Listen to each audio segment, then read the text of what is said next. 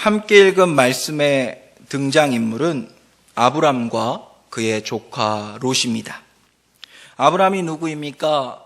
훗날 하나님께 아브라함이라는 이름을 받은 믿음의 조상입니다. 아브라함은 가족과 함께 갈대아 우르를 떠나 하나님을 따르던 사람이었습니다. 갈대아 지역이란 오늘날 이라크 지역을 말합니다. 그의 아버지 데라는 그곳에서 우상을 만들어 파는 일을 했습니다. 우상을 만들어 팔았다라고 해서 결코 하찮은 직업이 아니었습니다. 이는 그의 가족들의 이름들을 통해서 쉽게 미루어 짐작해 볼 수 있는 사실입니다. 그의 아들 아브라함, 그 이름은 큰아비, 고귀한 아버지라는 뜻입니다. 당시 시대의 아버지라는 호칭은 우두머리를 의미합니다. 한 가정의 아버지, 가정의 모든 대소사의 결정권을 지니고 있는 사람에게 주어지는 호칭입니다. 그런데 그 앞에 크다, 고귀하다라는 수식어가 붙었습니다. 그것은 한 가정뿐만 아니라 여러 사람, 가족, 도시의 결정권을 지닌 사람이었다라는 것을 의미합니다. 뿐만 아니라 공주, 통치자라는 뜻의 이름을 지닌 사레나 밀가 등 데라의 자녀와 가족들이 사람들에게 불려졌던 그 이름들을 살펴보면 그의 가족들의 영향력이 그곳에서 얼마나 컸었는지를 잘 알 수가 있습니다. 중요한 것은 그들이 이토록 영향력을 끼치며 살았던 우르라는 곳이 메소포타미아 문명의 중심지였으며 교육, 상업으로 번성한 고대 도시였다라는 데 있습니다. 무슨 말입니까? 이렇게 좋은 조건에서 아브람과 그의 가족들은 아무런 부족함 없이 잘 살았다라는 것입니다. 그랬던 그들의 인생이 너는 너의 고향과 친척과 아버지의 집을 떠나 내가 내게 보여줄 땅으로 가라 하신 하나님을 만난 아브람으로 인해 바뀌게 되었습니다. 잘 이해가 되지 않습니다. 어떻게 당장의 좋은 삶을 내버려 두고 말씀 하나 붙들고 갈 바도 모르고 확실치도 않은 인생을 선택할 수가 있습니까? 물으실런지도 모르겠습니다. 여러분, 이 세상 그 누가 내일 일을 알 수 있을까요? 당장의 행복이, 기쁨이 언제까지 계속될런지 장담할 수 있습니까? 당장 지금 기분이 좋아서 운전을 하고 있다 하더라도 차 한 대, 전화 한 통화로 인해 천국과 지옥으로 가는 것이 우리 인생입니다. 재물도, 건강도, 세상사 모든 이치도 마찬가지입니다. 누가 장담할 수 있습니까? 그 무엇이 보증해 줄 수 있고 책임져 줄 수 있습니까? 인생은 불완전합니다. 아무도 장담할 수 없습니다. 갈 바 모르고 확실치 않기는 매한가지다라는 것입니다. 아브라함, 그의 가족들은 갈 바 모르고 확실치 않은 그들의 인생 가운데 반석같이 굳건하고 확실한 줄을 붙잡은 것입니다. 내가 너로 큰 민족을 이루고 내게 복을 주어 내 이름을 창대하게 하리니 너는 복이 될지라. 하나님께서 책임져 주시겠다, 내가 이루어 주겠다라는 약속에 그들의 인생을 맡긴 것이었다라는 것입니다. 여러분, 이것이 믿음입니다.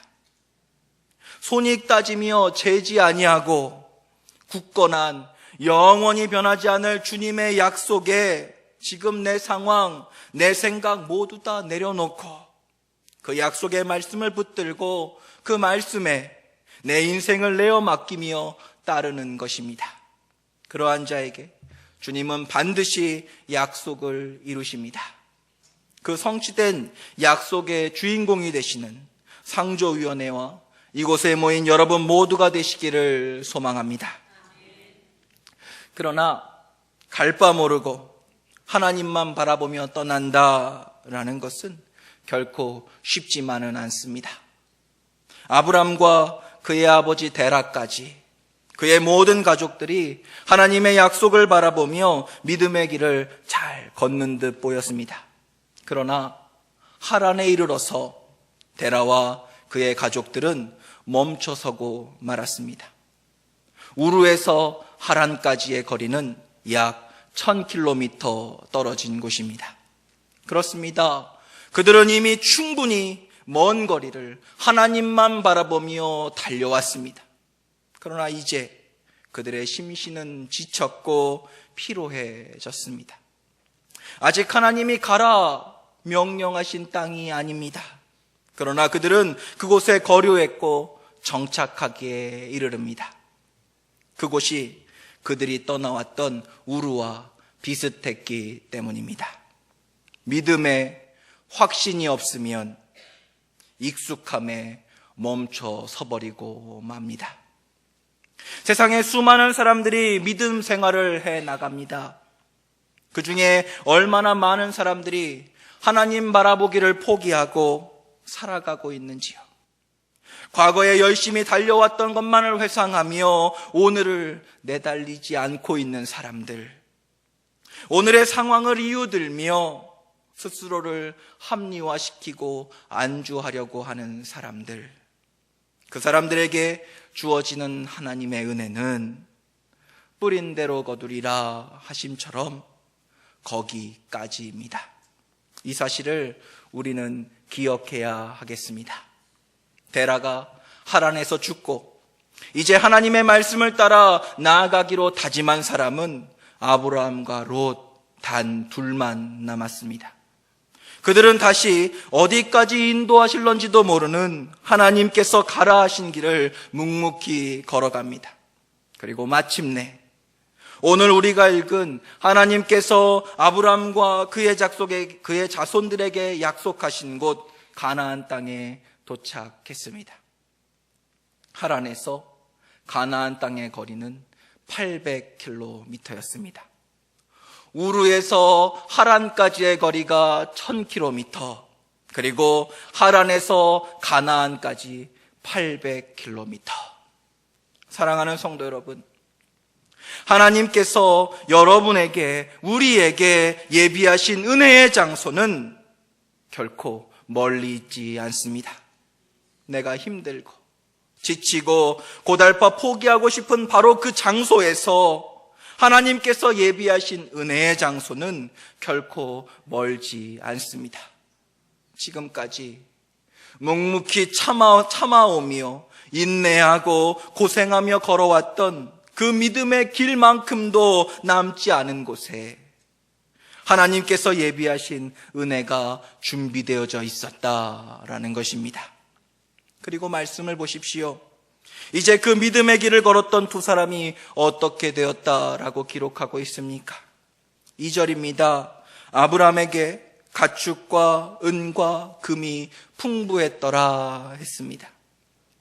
하나님은 그들의 갈 바 모르는 믿음의 모든 여정을 지켜주셨을 뿐만 아니라 그들로 하여금 풍부에 처하는 은혜까지 부어주셨습니다.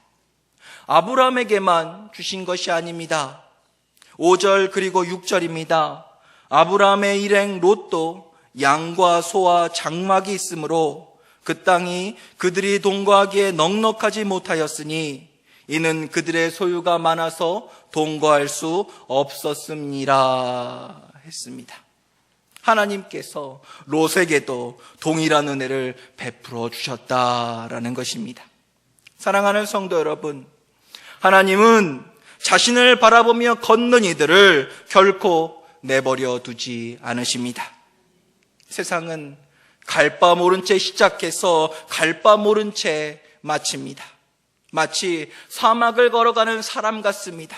이정표가 없습니다. 어디까지 왔는지 어디로 가는지 알지 못하고 하루하루를 그냥 그렇게 살아갈 뿐입니다. 그러나 믿는 자는 다릅니다. 똑같이 갈 바를 몰라도 하나님께서 목적지가 되어주시기 때문입니다. 뿐만 아니라 가는 동안 늘 함께하여 주십니다. 구름 기둥과 불 기둥이 항상 이스라엘 백성과 함께 진행하고 거했던 것처럼 하나님께서 우리의 이정표가 되어주시고 우리의 목자가 되어주시고 우리의 동행자가 되어주십니다. 그렇게 아브람과 롯은 하나님의 동행을 경험하며 약속의 땅으로 들어왔습니다. 그런데 오늘 말씀을 읽어보니 문제가 생겼습니다. 7절입니다.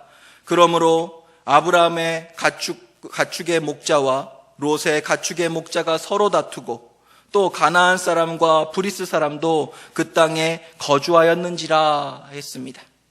그토록 사이 좋았던 믿음의 동역자, 하나님을 바라보며 약속의 땅까지 함께 걸어왔던 아브라함과 롯 사이에 분쟁이 일어났습니다. 환경이 바뀐 것이 아닙니다.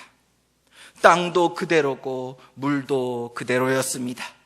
그렇다고 재난, 강도 등 어려움을 만난 것도 아니었습니다. 그런데 왜 그들에게 어려움이 찾아왔습니까? 도대체 무엇 때문에 그들은 다투며 분쟁을 일으켰습니까? 말씀은 기록합니다. 하나님께서 그들에게 복을 주셔서 그들의 소유가 많아졌기 때문이다 라고 말입니다. 그들의 소유가 많아지니까 예전과 같은 목초지와 물이 있어도 성에 차지 않게 되었다라는 것입니다. 거기에다가 그 땅에는 그들 외에 가나안 사람과 브리스 사람도 함께 살고 있었습니다. 가뜩이나 비좁게 느껴지는데 더 짜증이 난 것입니다. 그래서 그들은 싸우고 또 싸웠습니다. 사랑하는 성도 여러분, 하나님의 은혜를 경험하면 응당 해야 할 일은 감사입니다. 베풀고 화목하는 것입니다. 지금 내가 가지고 또한 누리고 있는 모든 것이 다 하나님의 것입니다.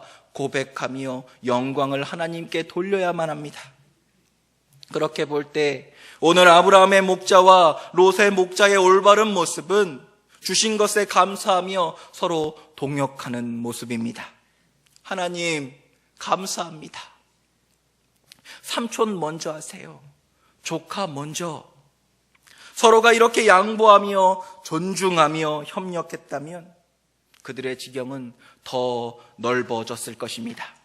왜 그렇습니까? 지금 내가 가지고 있는 모든 것, 내가 누리고 있는 이 모든 것들이 다 하나님이 주신 것이기 때문입니다. 아무것 없이 시작했어도 이만큼 주셨던 하나님께서 함께 협력하며 하나님 바라보며 나아갈 때 더 큰 것을 왜 주지 못하시겠습니까? 그러나 오늘 읽은 말씀처럼 하나님께서 주신 은혜가 더 이상 하나님이 아닌 내 소유물이 되어버리고 말면, 내 소유물이 되어버리면 다툼이 일어날 수밖에 없습니다. 여러분은 어떤 인생을 사시길 원하십니까? 언제나 주신 바 은혜에 감사하며 하나님께 영광을 돌리는 삶, 주신 은혜를 나누고 베풀므로 계속해서 채워주시는 은혜를 누리며 사시는 귀한 인생 되시기를 소망합니다. 옆에 계신 분과 함께 인사하며 축복하겠습니다. 큰 은혜 부어주시길 축복합니다. 한 번 더 인사하겠습니다. 하나님의 복이 가득하길 축복합니다. 그렇습니다. 이것이 주님께서 기뻐하시는 공동체의 모습입니다. 서로를 축복하고 서로를 배려하고 존중하는 것, 그렇게 한 마음으로 동역하고 또한 마음을 합하여 기도하고 예배하는 우리 교회 되기를 소망합니다. 아브라함이 롯을 불러서 말합니다. 8절 9절입니다. 아브라함이 롯에게 이르되 우리는 한 친족이라 나나 너나 내 목자나 내 목자나 서로 다투게 하지 말자. 내 앞에 온 땅이 있지 아니하냐. 나를 떠나가라. 내가 좌하면 나는 우하고 내가 우하면 나는 좌하리라. 아브라함은 진심으로 롯을 사랑했습니다. 형이 죽고 그의 아들인 조카 롯을 거두어 키우면서 정말 자기 아들처럼 사랑하며 키웠습니다. 이런 마음을 아는지 모든 가족이 하란에 남으며 아브라함을 떠나보낼 때에 오로지 롯만이 아브라함을 붙들고 믿고 따라왔습니다. 이런 그를 바라보는 아브라함의 마음이 어떠했을까요? 그에게 롯은 아들 이상의 기쁨이었습니다. 그래서 아브라함이 먼저 제안한 것입니다. 내가 좌하면 나는 우할 것이고 내가 우하면 나는 좌하리라. 먼저 선택할 수 있는 권리를 양도한 것입니다. 이러한 결정이 그에게 손해를 끼칠 수 있었습니다. 그 모든 것을 다 알매도 내가 손해보고 또 내가 돌아간다 해도 사랑하는 조카가 아들 같은 롯이 힘들이지 않고 고생하지 않는 길이라면 기꺼이 내가 감당하겠다라는 애틋한 마음이 이 고백 속에 고스란히 담겨져 있는 것입니다. 그리고 롯은 아브라함이 봐도 흡족한 땅, 물이 넉넉하고 여호와 동산 같은 요단 지역의 땅을 선택하고 나아갑니다. 아브라함은 롯과 반대 방향인 남쪽으로 나아갑니다. 그곳은 광야뿐인 곳입니다. 그럼에도 성경 그 어느 곳에도 그가 후회했다라는 말은 기록하지 않고 있습니다. 오히려 자녀의 선택을 응원하는 부모의 마음으로 새로운 여정을 떠나는 롯을 축복해 주었습니다. 이후에도 아브라함은 언제나 롯 걱정을 하며 살았음을 우리는 말씀을 통해 살펴볼 수 있습니다. 또한 이 제안을 통해서 우리는 하나님에 대한 아브라함의 변함없는 믿음을 살펴볼 수 있습니다. 사실 아브라함에게 딸린 식솔들이 더 많았습니다. 가축도 더 많았습니다. 더 넓은 목초지와 더 많은 물이 필요했던 건 실제로 아브라함이었습니다. 그럼에도 그는 롯에게 먼저 선택할 수 있는 기회를 주었습니다. 그것은 지금까지 그와 함께 하셨던 하나님께서 내가 어디로 가든지 동행하여 주실 것을 의심치 않고 믿었기에 가능한 제안이었다라는 것입니다. 지금 내가 누리고 있는 이 모든 것들이 내가 언제 생각이나 해봤던 것이었으랴. 주시는 이도 하나님이시요 거두어 가시는 이도 하나님이시니 그분이 함께 하시면 오른쪽이든 왼쪽이든 그 어디든 두렵지 않다. 이것이 아브라함의 믿음이었다라는 것입니다. 어떻게 그에게 이런 믿음이 있을 수 있었을까요? 그 답이 오늘 말씀의 뒷부분인 18절 말씀에 기록되어져 있습니다. 이에 아브라함이 장막을 옮겨 헤브론에 있는 마므레 상수리 수풀에 이르러 거주하며 거기서 여호와를 위하여 제단을 쌓았더라. 거기서 여호와를 위하여 제단을 쌓았더라. 아브라함은 언제나 모든 선택의 순간 가운데 하나님께 제단을 쌓았습니다. 그가 갈대아 우르를 떠날 때에도, 하란을 떠날 때에도, 그리고 오늘 광야밖에 보이지 않는 자신이 나아가야 할 땅을 바라보면서도 갈 바 모르고 막막해 보이는 현실 속에 그는 묵묵히 여호와를 위하여 제단을 쌓았습니다. 하나님께 기도했다라는 것입니다. 여러분, 무엇이 우리의 믿음을 확고하게 만들어줄 수 있습니까? 기적이 여러분의 믿음을 세워줄까요? 예수님 시대에 수많은 사람들이 예수님의 행하신 기적을 보았습니다. 그런 그들은 예수님을 십자가에 못 박아 죽여버렸습니다. 지식으로 이해되고 입증되어지면 믿음이 확고해지겠습니까? 헛되고 헛되며 헛되고 헛되니 모든 것이 헛되도다. 세상의 모든 지혜와 지식, 부귀와 영화를 누렸던 솔로몬의 최후 고백입니다. 사랑하는 성도 여러분, 기도 외에는 믿음을 세울 방법이 없습니다. 믿음은 하나님께서 주시는 선물이기 때문입니다. 그렇습니다. 그가 기도했더니 하나님께서 확신을 주신 것입니다. 내가 어디로 가든지 내가 너와 항상 함께 하겠다. 내가 반드시 내게 복 주고 복 주며 심지어 너를 복 자체가 되게 하겠다. 믿음을 굳건케 세워 주신 것입니다. 사랑하는 성도 여러분, 우리는 여전히 갈 바 모르는 인생을 살아갑니다.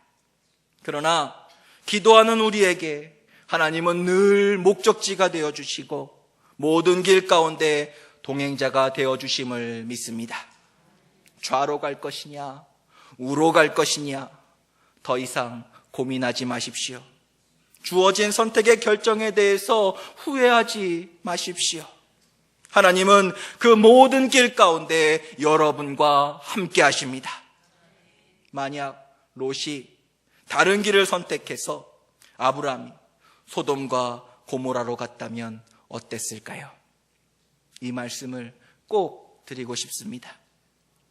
소돔과 고모라는 아브라함으로 인하여 멸망하지 않았을 것입니다.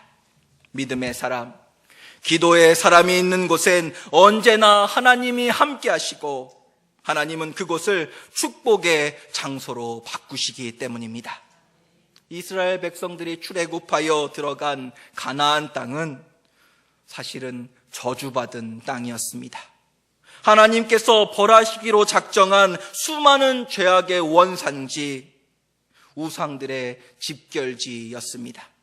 그런 땅이 이스라엘 백성들에게는 약속의 땅이 되었습니다. 같은 땅이 저주의 땅이 되어지기도 하고 약속의 땅이 되어지기도 한 것입니다. 이 모든 것은 누가 그곳에 있느냐, 거기에 달린 문제입니다. 오늘도 주님은 기도하는 사람을 찾으십니다. 믿음의 일꾼을 찾으십니다. 사랑하는 성도 여러분의 삶의 지경에, 이 시간 함께 모여 기도하는 우리 모두의 삶의 지경에 여러분이 어디로 가든 함께 하시며 이기게 하시고 화를 변하여 복이 되게 하시고 저주가 변하여 약속의 땅으로 바꾸시는 하나님께서 늘 동행하여 주실 줄 믿습니다. 기도하겠습니다. 사랑이 많으신